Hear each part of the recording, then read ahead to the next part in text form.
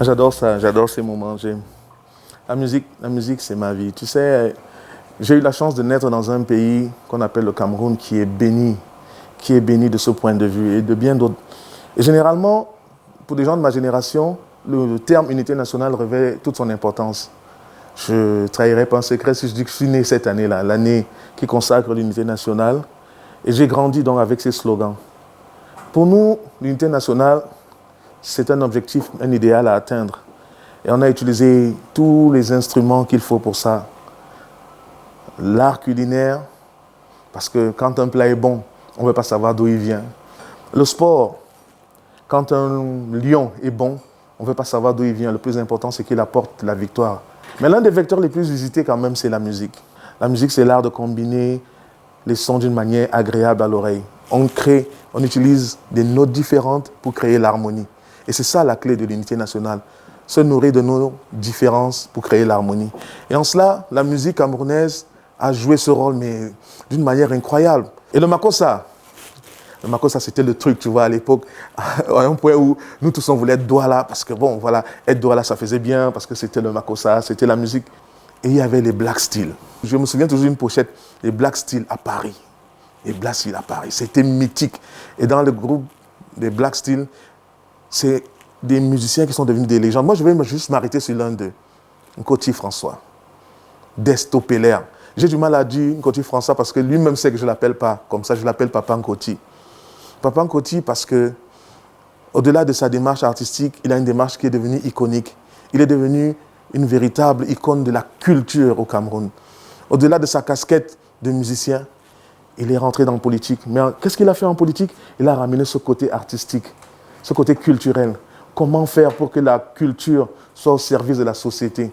Papa Nkoti, avec son fomarique, il nous fait rêver tous les ans. Et je pense que la vie d'un Nkoti, en elle seule, est déjà un véritable condensé de succès. Et moi, je dirais merci à Papa Nkoti pour cette lumière que toi et les tiens avez mis dans nos cœurs. Et j'espère que nous serons dignes de ce que vous avez fait. Et pour le moment, je vous invite à regarder la success story de Nkoti François.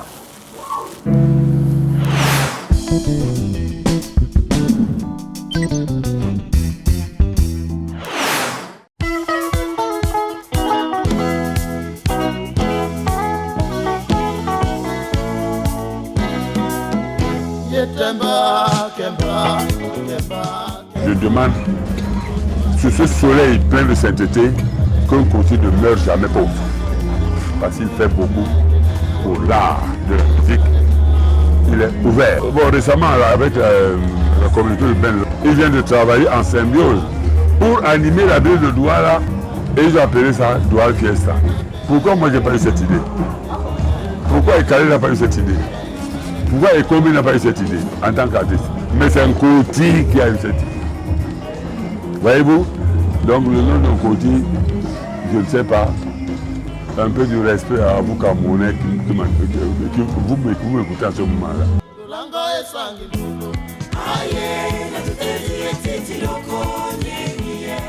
Un vœu pieux d'un ami de longue date pour celui qui, depuis 50 ans aujourd'hui, partage son quotidien et l'accompagne dans ses projets. Un homme aux multiples facettes qui fait partie intégrante du paysage socio-culturel des 50 dernières années au Cameroun.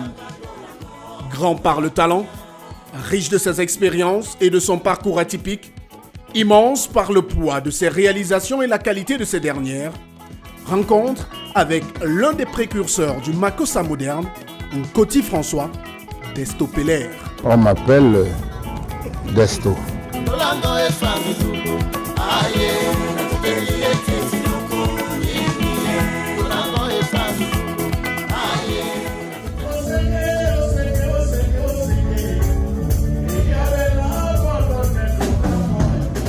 Il n'a rien perdu de son talent de scène. 50 ans après ses débuts, sa passion est restée inchangée, même s'il est moins fécond que pendant ses années fastes.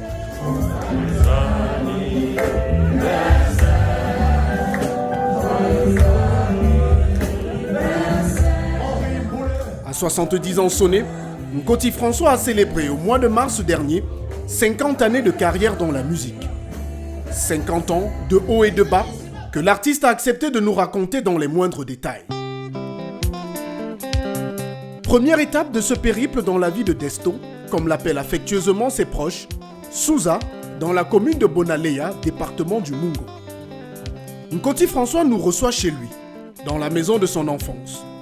Un endroit chargé de souvenirs pour celui qui y a passé les premières années de sa vie et où est née sa vocation. Oui, beaucoup de souvenirs quand je reviens ici. Les souvenirs d'enfance, ce sont des souvenirs d'un petit gamin qui est né dans ce village appelé Bonaberi Souza.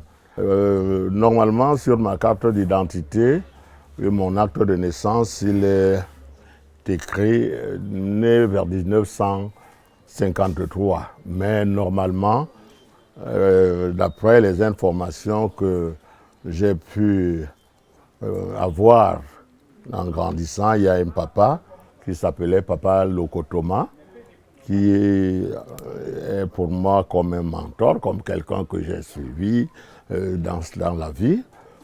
Un jour, il m'a appelé, il m'a dit « Tu connais ton âge exact ?»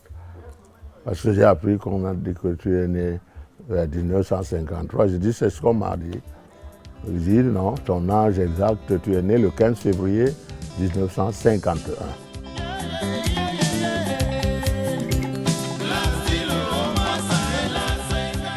Entouré de ses amis, Nkoti passe ici une enfance plutôt joyeuse. Entre la chasse et les jeux de gamin, il a tout pour être heureux. Je ne me souviens pas à l'âge où je suis allé à l'école parce que à l'époque, aller à l'école pour nous ici, c'était les enfants qui étaient plus aisés que les autres allaient à l'école à temps. Mais nous qui n'étions pas aisés financièrement, nous n'allions pas très jeunes. J'ai fréquenté jusqu'au cours moyen 2. J'ai fait le CEP. Je suis entré également au collège Herbert de Souza. Et c'est étant même là que j'ai eu à faire quelques petites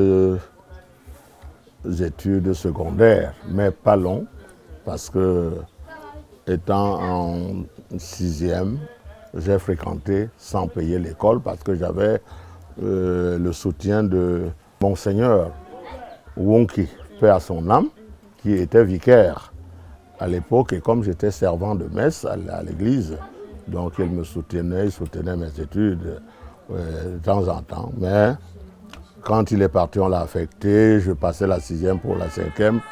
Je n'avais plus de moyens de payer l'école, les moyens pécuniaires sont partis et on m'a renvoyé. Quand je regarde à gauche, à droite, il est là, il est... S'il souhaite dans un premier temps devenir prêtre, il revoit ses ambitions après son échec au concours d'entrée au séminaire. Desto, qui depuis sa tendre enfance flirte avec la musique, se retourne vers sa passion. Avec des amis d'enfance, il crée son premier groupe avec lequel il anime et organise des mini-concerts au village. Cette envie de la musique a commencé dès mon bas âge. Ici à Souza, j'avais un orchestre que j'avais créé avec des amis. Ça s'appelait Franco Jazz. On organisait ensemble des soirées, tantôt ici, tantôt à la gare. 1971 marque une étape déterminante dans la vie du jeune Nkoti. Alors âgé de 20 ans, il est invité par Régine Niaké, une amie d'enfance, à venir s'installer à Douala. Le garçon de Souza va découvrir la grande ville, mais surtout échapper au destin collectif des jeunes de son époque, qui se tournaient tous, ou presque, vers les métiers du rail. Elle avait un ami qui s'appelait Petit Toit Gottlieb, qui aujourd'hui est parti, paix à son âme. Et cet ami avait des ventes emportées. Et elle a demandé si cet ami pouvait me prendre comme gérante d'une de ces ventes emportées. Donc le monsieur a dit oui, il n'y a pas de problème, vraiment je peux le prendre. C'est là où elle m'a dirigé vers le monsieur. Et ce bar avait une chambre. Et je dormais dans cette chambre. La confiance qu'il avait envers moi a fait que je devienne contrôleur de l'autre ventre emporté.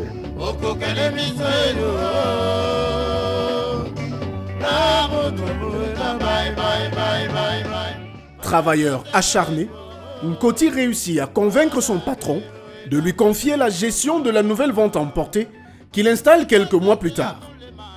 Le jeune homme qui passe son temps entre le bar et la maison découvre entre-temps les arts martiaux, notamment le karaté.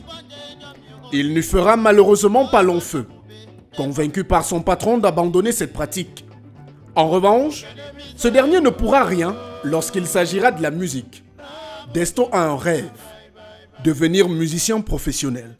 Un jour, subitement, j'ai appris qu'un monsieur à Douala était en train de créer un orchestre dans un bar. Ce monsieur s'appelle Nkoti Augustin. Loin d'être familier, mais on avait le même nom. Et le bar s'appelait à l'époque Famille Bar de Daido. Et le groupe s'appelait Fantastic Boys, les Fantastic Boys de Nkoti Augustin. J'arrive dans le bar, j'entre et je trouve l'orchestre en train de répéter. Je me rapproche des musiciens et je demande où est M. Nkoti Augustin. Un des musiciens, Jackson Berry, qui est un bon ami aujourd'hui, il me dit, le voilà assis. Je suis allé vers lui, je l'ai regardé et j'ai dit, Mbombo. Quand je dis Mbombo, il me regarde. C'est qui? Il dit, c'est moi qui vous appelle Mbombo. Moi, mon nom, c'est Nkoti. Il dit, ah bon, vous vous appelez Nkoti? Je dis, oui, mon nom, c'est Nkoti François. Il m'a reçu, il m'a accueilli et m'a demandé ce que je voulais. Je lui ai dit, non, je suis venu vous voir parce que j'ai appris que vous êtes en train d'ouvrir un bar. Et moi, je suis un musicien, mais pas professionnel, je suis amateur.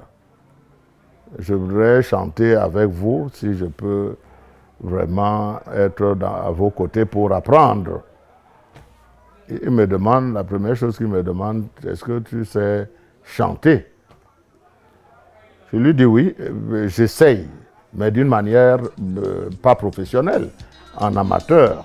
C'est là où il dit aux autres de me prendre, d'essayer de voir ce que je peux faire.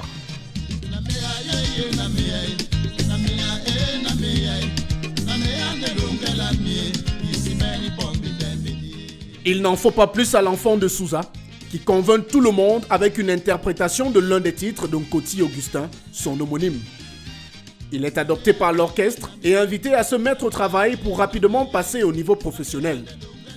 Là encore, sa détermination lui permet de se hisser au niveau de ses collègues, au point de devenir le chanteur principal du groupe. Entre le cabaret et le bar où il continue son travail de gérant, le jeune homme a très peu de temps pour lui. Mais pour sa passion, il est prêt à tous les sacrifices, même à travailler sans salaire. Je marchais chaque soir de Bali à Daido à pied pour animer. Et après la soirée, à 1h du matin, je devais reprendre la route pour rentrer à Bali. Et ouvrir le matin, continuer la vente de la bière.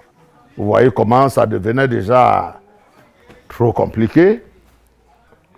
C'est là où je demande aux musiciens, celui qui était comme chef d'orchestre, Jackson Berry, Jackson, tu vois, j'ai déjà chanté, je chante là tous les jours, j'anime la soirée et je suis la première attraction du public.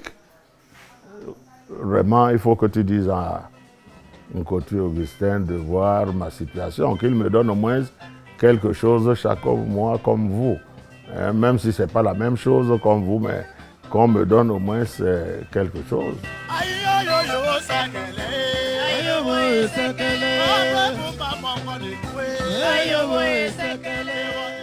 1500 francs CFA.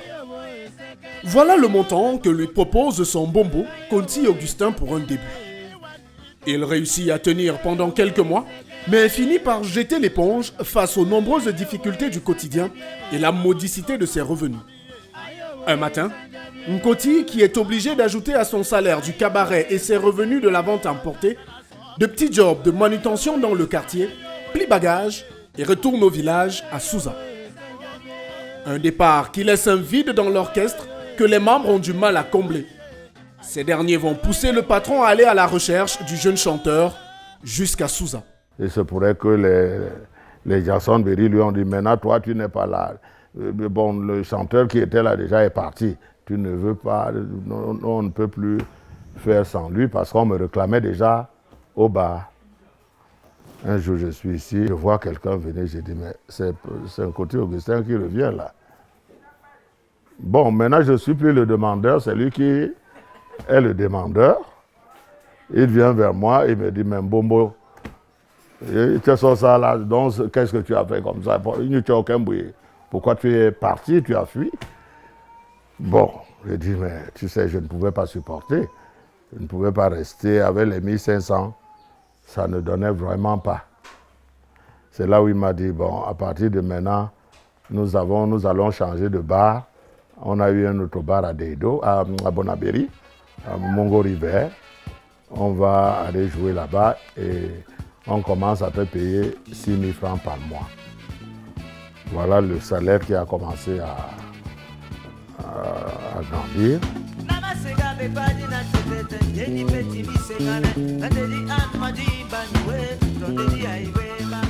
De retour à Douala, Deston se trouve une chambre à louer à Deido, non loin de Mungo River. Si le succès est au rendez-vous durant les premiers mois, très vite, le bar tombe en faillite et les Fantastic Boys sont obligés de se chercher un nouveau point de chute. Ce sera Besenge Bar, une aventure encore plus courte que celle de Mungo River et qui marque la fin du groupe. Nkoti se met alors à la recherche d'un nouvel orchestre où son talent peut s'exprimer. Et moi, un soir, comme ça, je me baladais dans la ville. Je suis arrivé à Akwa, dans un bar qui s'appelait Davoum Bar. Davoum Bar utilisait un groupe d'orchestre. La personne qui avait ce groupe s'appelait Pierre Lenoir. C'était déjà les débuts de 72. Et Pierre Lenoir avait un groupe qui n'était pas performant. Il n'avait pas de chanteur. Alors j'arrive, je demande à chanter. Les gars demandent si je connaissais les chansons en vogue de l'époque, les Yom, les Missengo François et autres. Je leur dis oui, donnez-moi la guitare, donnez-moi le micro, je vais chanter. Alors je leur demande, vous connaissez jouer ça là, telle chanson? Ils disent oui. Je chante. Et pendant que je chante, à un moment donné, je vois le patron du bar qui était dans son comptoir, sortir du comptoir et lorgner là, pour voir la personne qui chantait. Et il repart, il demande à quelqu'un de me dire qu'après avoir fini de chanter, que je vienne le voir.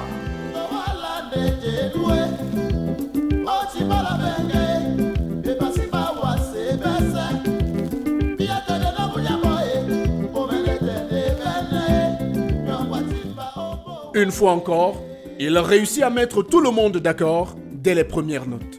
Pourtant, il se montre exigeant cette fois. L'orchestre ne joue pas comme il faut et il a besoin de musiciens professionnels à la mesure de son talent. Un orchestre qu'il va constituer lui-même, petit à petit, au gré des arrivées de jeunes musiciens hyper talentueux. Le premier à le rejoindre, Mouélé Jean, avec dans ses valises un guitariste de talent. Mouélé Jean me dit qu'il a un gars dans son quartier qui joue aussi très bien. Il fait solo, mais il fréquente encore. Je lui dis, il fréquente où? Il dit au collège de la salle. Il fait souvent leur matinée, il joue. Est-ce qu'il peut l'amener? Je lui dis oui, amène-le. S'il peut rester avec nous. Et il amène le gars. Il vient le soir, nous essayons de jouer un peu, il prend la guitare solo. C'était Maniaka. Ah ouais. Je l'amène vers le patron du bar, je lui dis, il faut qu'on retienne celui-ci aussi. Et c'était Toto Guillaume. Voilà l'orchestre Black Steel constitué. Nkoti François, moi les gens, Toto Guillaume, Émile Kangué et Sombe Ignawe Antoine.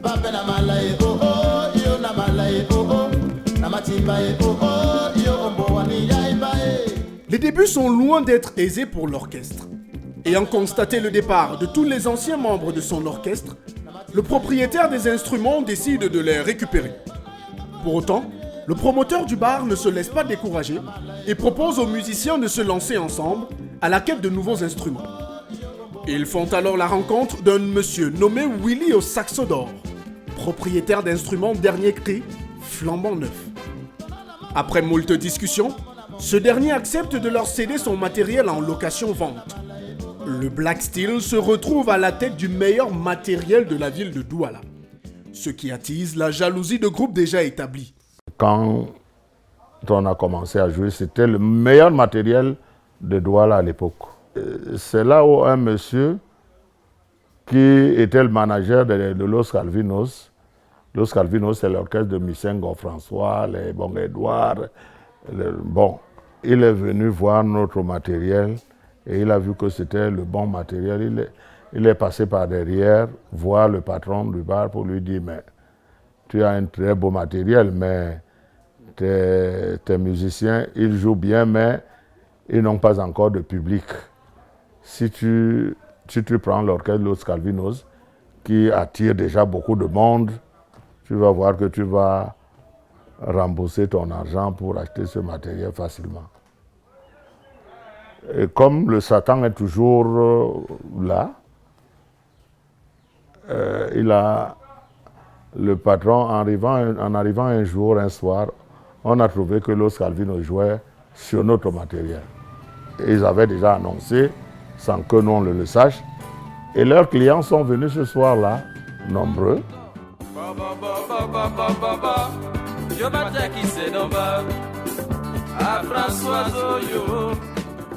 Conscient de ne pas faire le poids face à Los Calvinos, les Black Steels plient bagage. Ils retrouvent très rapidement un point de chute, une fois encore grâce à Nkoti François, du côté d'Orix Bar à Bonabiri. Ici, Desto réussit à négocier un bon salaire pour lui. De 6 000 francs CFA, il passe à 15 000 francs CFA par mois. Des revenus plutôt conséquents pour l'époque. Pourtant, l'aventure Orix Bar tourne court. Après un passage à Davon Bar où ils se voient offrir leur première tenue de scène, le Black Steel est contraint de retourner à Bonabiri, le Mungo Bar ayant rouvert ses portes après la fermeture par les impôts de Davon Bar. À Mungo River, le Black Steel enregistre son premier disque. Toto Guillaume, qui était comme un chercheur, un démarcheur, a envoyé une lettre à Sonodisc en France pour dire qu'il est avec un groupe, nous sommes ensemble et nous voulons sortir des disques. Le groupe s'appelait Black Steel. Il disait, bon, c'est là où il demande à Toto de faire un enregistrement, leur envoyer une bande. Et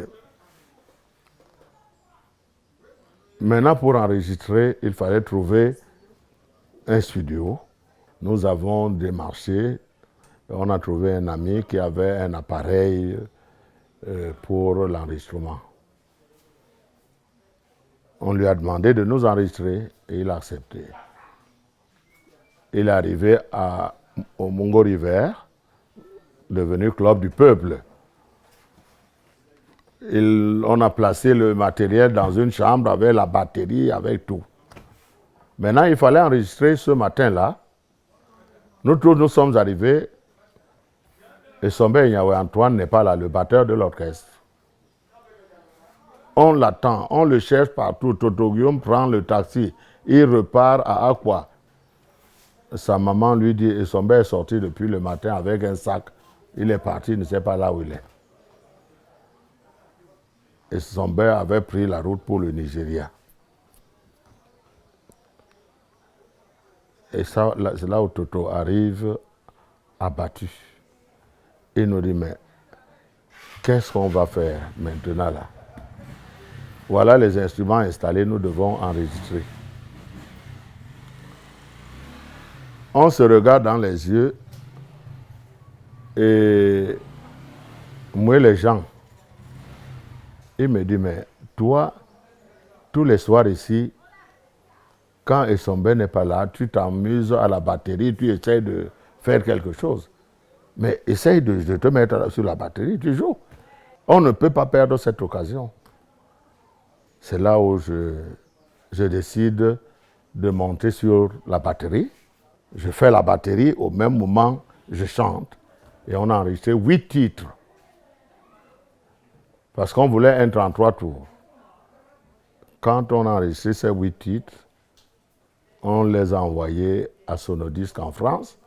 Sur les 8 titres qu'on a envoyés, ils ont choisi Françoise, une composition de Toto Guillaume et Ndoutou, une composition de Nkoti François pour sortir.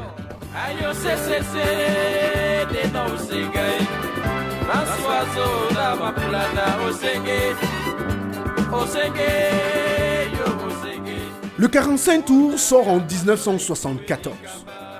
Le succès est fulgurant. Le groupe devient un orchestre de prestige.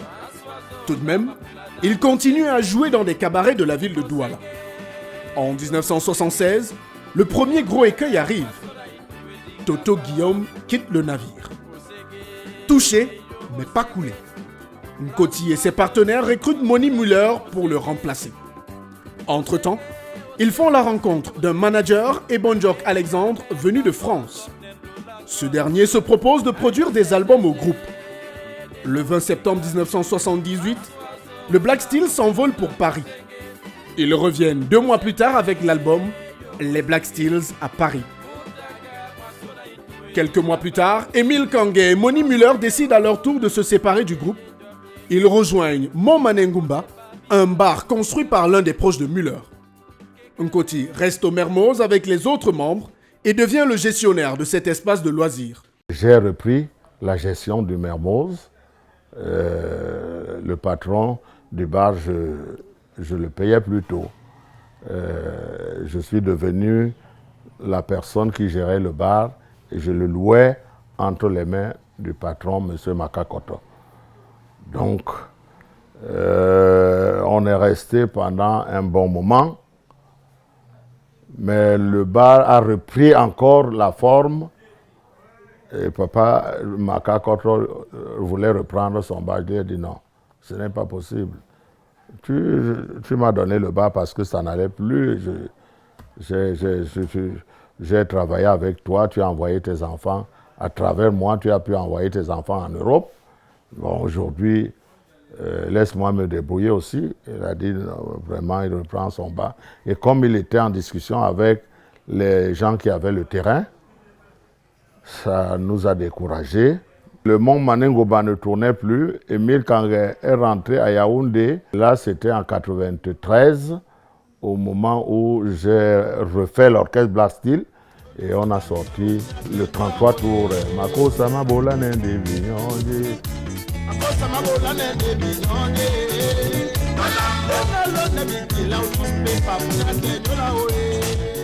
Ce disque et son succès est le dernier du groupe Les Black Steel sur le marché. Désormais, les membres évoluent en solo avec des fortunes diverses. Pour Nkoti François, s'il continue à écrire et accompagner des jeunes artistes, il se lance aussi dans d'autres activités et organise des événements. Après la foire musicale pour la prévention routière en 1989, il organise en 1991 la soirée du patrimoine musical camerounais. Pour l'occasion, il réunit 10 des plus grands artistes que le Cameroun ait connus à l'époque. J'avais organisé pour eux une soirée, une grande soirée de réhabilitation du patrimoine musical camerounais. Il y avait 10 artistes que j'avais choisis dans le tas. J'ai organisé une soirée de réhabilitation musicale camerounaise à leur honneur. Et mon but était de réaliser des vidéoclips avec eux pour que demain ou après-demain, même s'ils ne sont pas là, leurs clips vidéo pourront passer à la télé et on se souviendrait des gens comme ceux-là.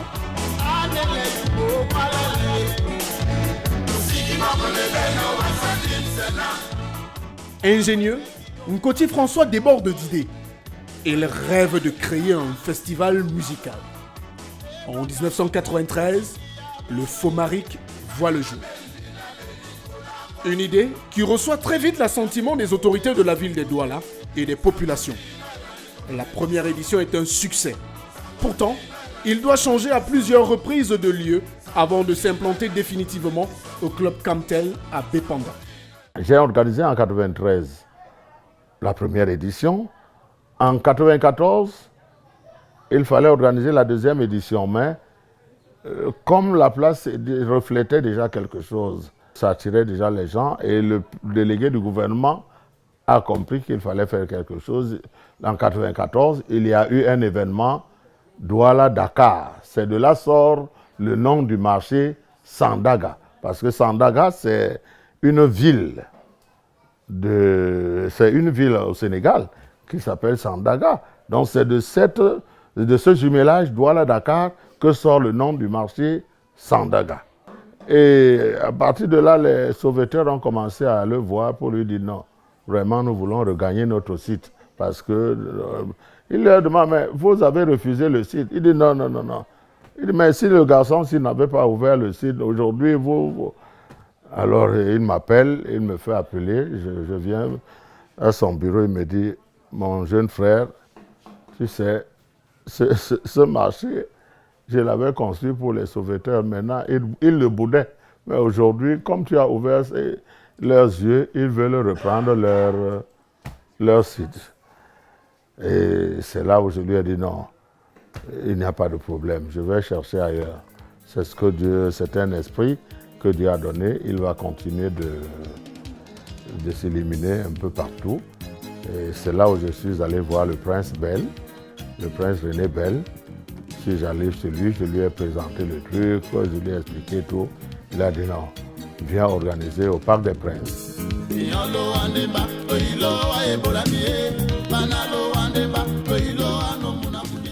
Entre-temps, Nkoti François s'engage en politique.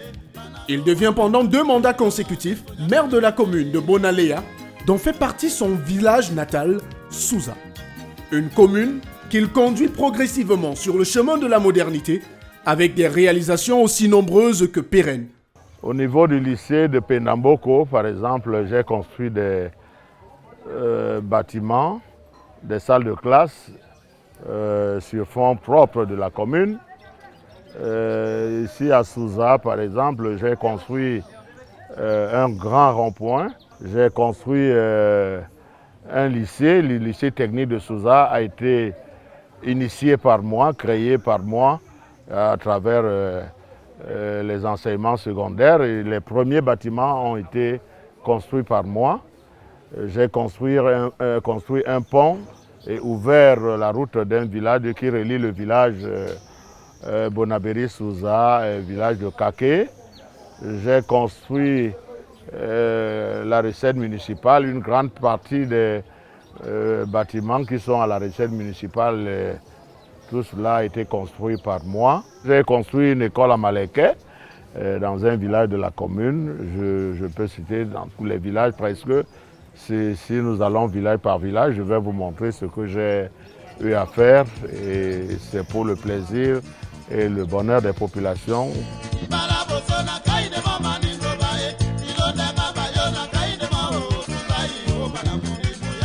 Proche de ses amis et du peuple, Nkoti François reste une figure importante du paysage culturel camerounais. Il ne manque pas de gratitude à l'endroit de ceux qui l'ont accompagné sur le chemin de la réussite depuis ses débuts en 1971. Que ce soit ses amis qu'il retrouve avec tant de sourires au village, que sa tendre épouse décédée en 2011. Ici, ce sont mes amis d'enfance et mon fils qui a toujours marché avec moi, Soné Roger. Ici, moi je l'appelle toujours Kokon Seke, parce que c'est ce nom qu'on utilisait quand on faisait nos journées de chasse et d'autres jeux d'enfants à l'époque. Ouais. Donc, on s'est séparés parce que chacun devait chercher sa vie. Lui, il est rentré au chemin de fer. Lui également au chemin de fer. Je penserai toujours à elle, je la garderai. Depuis qu'elle est décédée, je n'ai passé aucun jour sans prier et penser à elle pour son repos. Pour demander à Dieu son repos en paix. Moi là, je vous parle, et ce que je vais vous dire, je le puise dans la profondeur de mon cœur. Parce que s'il y a amitié qui existe, côté François auprès de ma vie et auprès de ma carrière musicale, ça en est une. Côté François, je vous dis des années durant, n'a jamais cessé d'appeler, d'ouvrir la porte aux artistes pour que chacun trouve un chemin. Écoutez-moi bien. Je ne peux pas citer les noms des jeunes, mais je cite mon nom. Parce que moi, auteur-compositeur de l'époque, je n'avais pas de porte. Je vivais avec mes œuvres dans la brume. Et c'est son côté François C qui m'a sorti dans la brume, afin que mon souffle me fasse vivre comme c'est le cas aujourd'hui. Mais il y a certains dimanches où je m'accroche à lui, que l'on prie ensemble, que Dieu nous accorde une protection, afin de lui permettre de vivre en bonne santé, sa famille y compris. Moi pareil.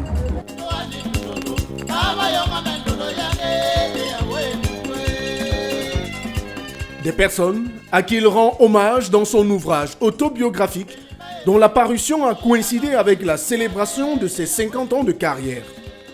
Occasion pour l'artiste aux casquettes multiples de léguer un héritage à la jeune génération. Lui que nous retrouvons au stand de la mairie de Douala, au Fomaric en 2021. Vous savez, quand on a déjà 70 ans, on commence à être fatigué. Il faut le reconnaître. L'inspiration aussi ne vient pas très très facilement comme du moment où on était dans la jeunesse et on créait régulièrement. Mais de temps en temps, il m'arrive de créer, de me concentrer sur quelque chose et créer, et surtout aussi que je me rapproche de certains jeunes. Vous savez, il y a un proverbe qui dit quand l'éléphant vieillit en brousse, il commence à têter les seins de ses enfants pour avoir plus d'énergie. Donc je suis entouré de ces jeunes.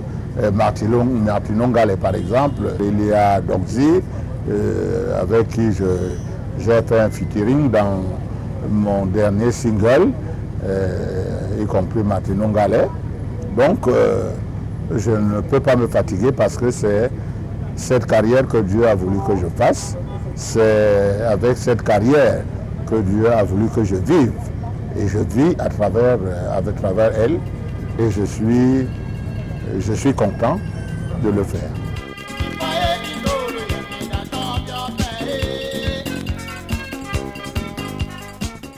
Un livre plein d'enseignements pour la jeune génération. Des jeunes à qui le père Nkoti ne manque de prodiguer des conseils tant sur la vie que la gestion de leur carrière artistique. Le conseil que je donnerai aujourd'hui aux jeunes artistes, c'est le travail. Le métier d'artiste, c'est un travail, c'est un métier qui fait vivre son homme quand on est sérieux, quand on a la volonté de le faire, quand on veut le faire bien.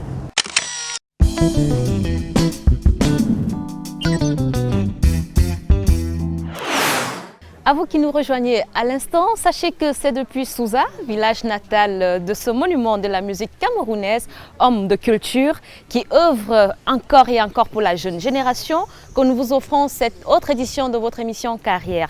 Nous sommes là, dans son domicile familial.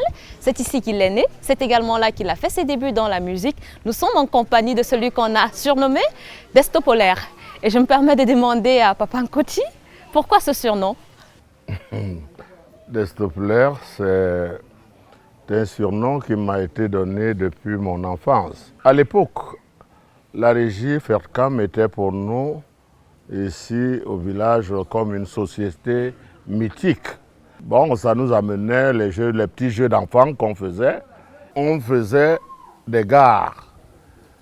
On créait des chemins de fer à travers des boîtes de sardines qui roulaient, ou une personne roulait par terre avec une boîte de sardines. On s'est habitué comme ça à travers ces jeux et beaucoup de gens qui connaissaient le directeur général de la régie à cette époque, il s'appelait M. André Desto Polaire. Donc c'est le nom du directeur général de la régie Fercam de l'époque, M. André Desto Polaire, que les amis m'ont donné, les frères m'ont donné par rapport à ces jeux d'enfants qu'on faisait à cette époque à travers les boîtes de sardines. Alors, quelles sont les valeurs qui, de manière générale, encadrent votre vie? La justice. J'aime la justice, l'amour, la paix, la foi. C'est une valeur vraiment que j'incarne dans ma vie. Je sais que sans cette foi, rien ne peut se faire. Une question que de nombreux fans se posent très souvent. Il y en a qui nous ont demandé si Papa Nkoti chante encore. Papa Nkoti chante toujours très très bien. Quelle est sa source d'inspiration? Ma source d'inspiration, c'est d'abord la vie, la justice. Tout ce que les gens font, je m'inspire de l'actualité. Et puis, de temps en temps, un peu d'amour. Ah ouais. Alors ce soir, on a des jeunes qui vous regardent, on a des jeunes qui ont des rêves, mais qui ne les réalisent pas toujours, qui peut-être manquent un peu de confiance en eux. Que leur dites-vous? Je leur dis de croire en leur force. Et surtout, être honnête. Être honnête, il faut être honnête dans sa vie. Et n'entrez pas dans des inutilités. Vous les jeunes que je regarde, n'entrez pas dans des inutilités qui ne vous amènent nulle part. Et c'est sur ces conseils de Papa Nkoti que nous mettons un terme à cette, je vais dire, à cette balade dans votre univers. Nous vous disons infiniment merci. Merci beaucoup et bonne chance pour l'émission Carrière.